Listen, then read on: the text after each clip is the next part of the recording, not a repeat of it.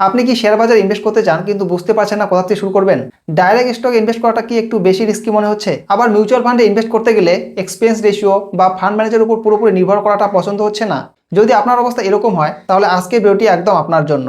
কারণ আজ আমরা এমন একটা ইনভেস্টমেন্ট অপশন নিয়ে কথা বলবো যেটা শেয়ার মার্কেটের রিটার্ন আর মিউচুয়াল ফান্ডের সেফটি দুটোরই কম্বিনেশন একসাথে দেয়, আর সেটার নাম হলো ইটিএফ। আজ আমরা একদম সহজ ভাষায় বুঝবো এই ইটিএফ জিনিসটা আসলে কি, মিউচুয়াল ফান্ড আর স্টকের সাথে এর আসল তফাৎটা কোথায়, আর একজন নতুন ইনভেস্টর হিসেবে কেন আপনার পোর্টফোলিওতে ইটিএফ থাকা উচিত। ভিডিওটা শেষ পর্যন্ত দেখবেন, কারণ ভিডিও শেষে আমি আপনাদের এটাও জানাবো যে ইন্ডিয়াতে আপনি কিভাবে খুব সহজে ইটিএফে ইনভেস্ট করতে পারেন। তো চলুন শুরু করা যাক। ইটিএফ এর ফুল ফর্ম হলো এক্সচেঞ্জ ট্রেডেড ফান্ড।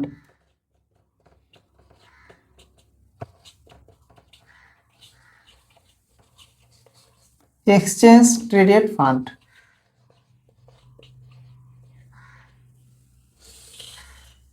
সহজ এবং টেকনিক্যাল ভাষায় বলতে গেলে ইটিএফ হলো অনেকগুলো কোম্পানির স্টক বা শেয়ারের একটি কালেকশন বা বাস্কেট।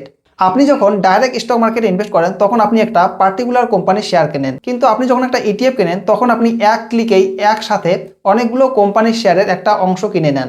এটা কাজ করে কিভাবে? বেশিরভাগ ইটিএফ কোনো একটা ইন্ডেক্সকে হুবহু ফলো করে। যেমন ধরুন নিফটি 50। নিফটি 50-র মধ্যে ভারতের টপ 50টা কোম্পানি থাকে। আপনি যখন কোনো নিফটি 50 ইটিএফ কিনবেন তখন আপনার ইনভেস্ট করা টাকাটা অটোমেটিক্যালি ওই 50টা কোম্পানিতে তাদের ওয়েটেজ বা অনুপাত অনুযায়ী ইনভেস্ট হয়ে যাবে। অর্থাৎ মার্কেট ইন্ডেক্স যতটা বাড়বে আপনার ফান্ডের ভ্যালুও ঠিক ততটাই বাড়বে। আর এর নামের মধ্যে লুকিয়ে আছে এর সবচেয়ে বড় বৈশিষ্ট্য, এক্সচেঞ্জ ট্রেডেড। অর্থাৎ একে আপনি যে কোনো নর্মাল শেয়ারের মতোই স্টক এক্সচেঞ্জে কেনাবেচা করতে পারবেন। মিউচুয়াল ফান্ডের মতো আপনাকে দিনের শেষ পর্যন্ত অপেক্ষা করতে হবে না। মার্কেট চলাকালীন যখন খুশি আপনি কারেন্ট প্রাইসে ইটিএফ কিনতে বা বেচতে পারবেন। এক কথায় বলতে গেলে ইটিএফ আপনাকে স্টক মার্কেটের ফ্লেক্সিবিলিটি আর মিউচুয়াল ফান্ডের ডাইভার্সিফিকেশন এই দুটোর সুবিধাই একসাথে দেয়। এখন আপনাদের মনে প্রশ্ন আসতে পারে যে এই কাজটা তো মিউচুয়াল ফান্ডও করে, তাহলে ইটিএফ আলাদা কোথায়? খুব ভালো প্রশ্ন। চলুন এদের মধ্যে তিনটে মূল তফাৎ বুঝে নিই। প্রথম যে তফাৎটি হলো সেটি হলো ট্রেডিং বা কেনা বেচার পদ্ধতি।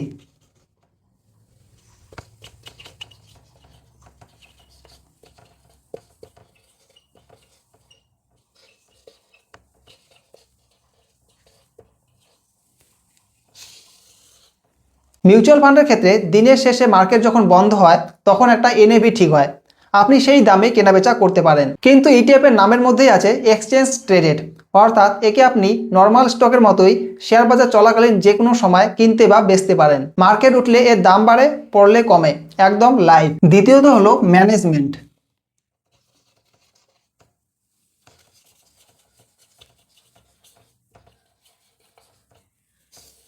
বেশিরভাগ মিউচুয়াল ফান্ড হলো অ্যাক্টিভ ফান্ড, মানে একজন ফান্ড ম্যানেজার বসে বসে ঠিক করেন কোন শেয়ার কিনবেন আর কোনটা বেচবেন।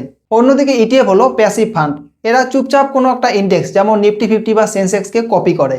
তৃতীয়ত হলো এক্সপেন্স রেশিও বা খরচ।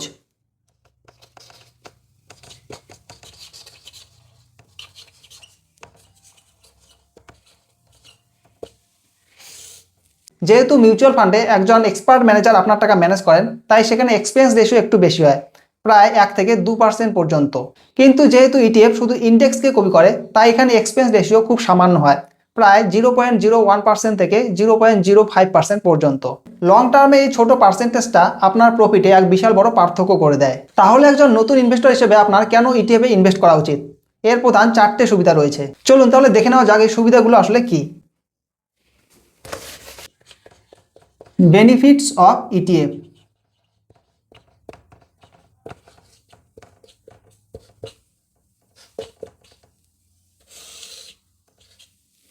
এক নম্বর হলো ইনস্ট্যান্ট ডাইভার্সিফিকেশন।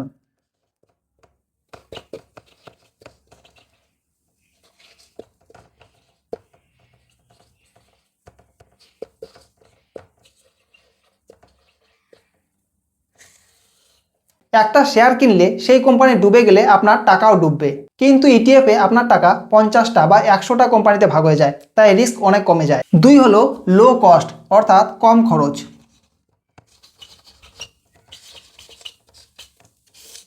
যেটা একটু আগেই বললাম, মিউচুয়াল ফান্ডের তুলনায় ইটিএফ মেনটেন করার খরচ অনেকটাই কম। তিন হলো ফ্লেক্সিবিলিটি অ্যান্ড লিকুইডিটি।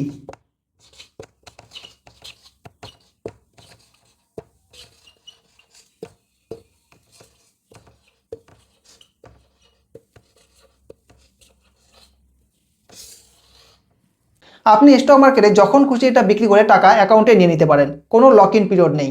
4 নম্বর হলো টেনশন ফ্রি, নো টেনশন। আপনাকে রোজ রোজ কোম্পানির ব্যালেন্স শিট পড়তে হবে না বা নিউজ দেখতে হবে না। দেশের ইকোনমি গ্রো করলে ইন্ডেক্স গ্রো করবে, আর ইন্ডেক্স গ্রো করলে আপনার ইটিএফ এর দামও বাড়বে। তাহলে ইটিএফ এর বেনিফিটগুলো তো আমরা জেনে গেলাম, এবার তাহলে চলুন জেনে নেই যে ইন্ডিয়াতে আপনি কিভাবে ইটিএফ কিনতে বা বেচতে পারবেন। How to invest in ETF in India.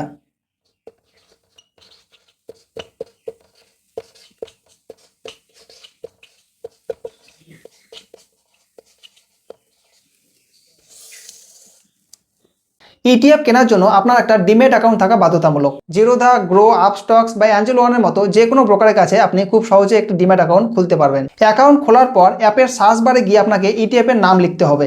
নতুনদের জন্য ভারতের সবচেয়ে জনপ্রিয় কয়েকটি ইটিএফ এর উদাহরণ হলো, এক হলো নিফটি 20।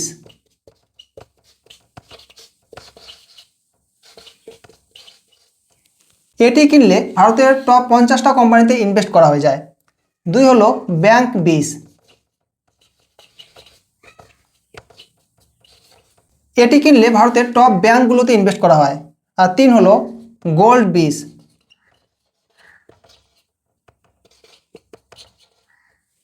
আপনি যদি ফিজিক্যাল গোল্ড না কিনে ডিজিটাল গোল্ড কিনতে চান তাহলে গোল্ড 20 হলো সেরা অপশন। জাস্ট নামটা সার্চ করুন, বাই বাটনে ক্লিক করুন, আর স্টকের মতোই আপনার ডিম্যাট অ্যাকাউন্টে সেটা চলে আসবে। আপনি চাইলে প্রতি মাসে একটা নির্দিষ্ট অ্যামাউন্টের ইটিএফ কিনে নিজের মতো করে এসআইপিও করতে পারেন। তবে ইটিএফে ইনভেস্ট করতে যাওয়ার আগে কয়েকটা বিষয় মাথায় রাখা খুব জরুরি। শেয়ার বাজারে কোনো কিছুই 100% রিস্ক ফ্রি না। চলুন তাহলে দেখে নেই ইটিএফ এর রিস্কগুলো কি কি রয়েছে।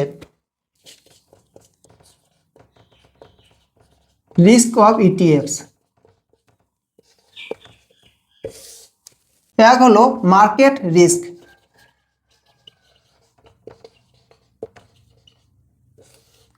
ইটিএফ ইন্ডেক্সকে কপি করে, তাই মার্কেট ক্র্যাশ করলে যেমন কোভিডের সময় হয়েছিল, আপনার ইটিএফ এর ভ্যালুও সাময়িকভাবে কমে যাবে। তাই লং টার্ম ভিশন নিয়ে আসাটা খুব জরুরি। 2 হলো লিকুইডিটি ইস্যু।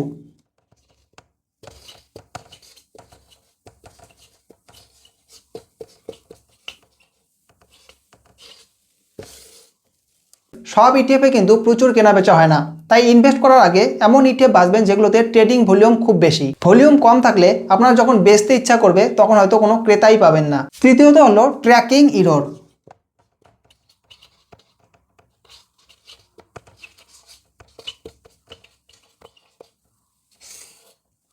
ইন্ডেক্স যতটা বাড়ে ইটিএফও ঠিক ততটাই বাড়ে, তবে মাঝে মাঝে 0.01% বা 0.02%-এর একটা তফাৎ থেকে যায়। একেই ট্র্যাকিং ইরর বলে।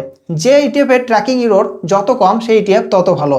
তবে আর একটা জিনিস না জানলেই নয়, সেটি হলো ট্যাক্সেশন অন ইটিএফ।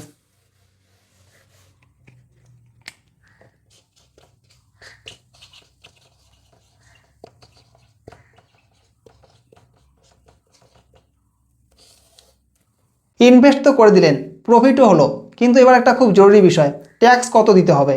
আপনি যখন ইটিএফ বিক্রি করে প্রফিট ঘরে তুলবেন তখন সরকারের নিয়ম অনুযায়ী ট্যাক্স বা ক্যাপিটাল গেইন ট্যাক্স দিতে হয়।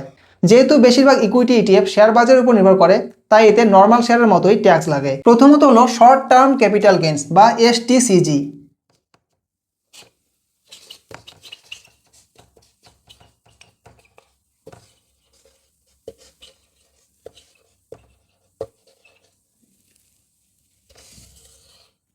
আপনি যদি কোনো ইটিএফ কেনার 1 বছরের মধ্যে সেটা বিক্রি করে দেন তাহলে যে প্রফিট হবে তার উপর আপনাকে 20% ট্যাক্স দিতে হবে। দ্বিতীয়ত হলো লং টার্ম ক্যাপিটাল গেইন, অর্থাৎ আপনি যদি ইটিএফ কেনার 1 বছর পর সেটা বিক্রি করেন সেক্ষেত্রে কিন্তু নিয়মটা অনেক সহজ। Long term capital gain.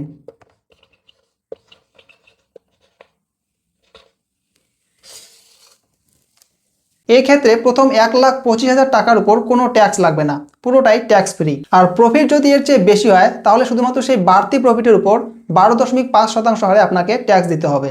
তাই ইটিএফ এর ট্যাক্স বাঁচাতে আর কম্পাউন্ডিং এর আসল মজা নিতে সবসময় 1 বছরের বেশি সময়ের জন্য ইনভেস্ট করার চেষ্টা করবেন। তো বন্ধুরা, সহজ কথায় বলতে গেলে আপনি যদি শেয়ার বাজারে লম্বা রেসের ঘোড়া হতে চান কিন্তু প্রতিদিন মার্কেট ট্র্যাক করার মতো সময় আপনার হাতে না থাকে, তাহলে ইটিএফ হলো আপনার জন্য একটা পারফেক্ট ইনভেস্টমেন্ট অপশন। এটি সেফ, সস্তা এবং ট্রান্সপারেন্ট। আশা করি আজকে ভিডিও থেকে ইটিএফ সম্পর্কে আপনাদের সব ডাউট ক্লিয়ার হয়ে গেছে।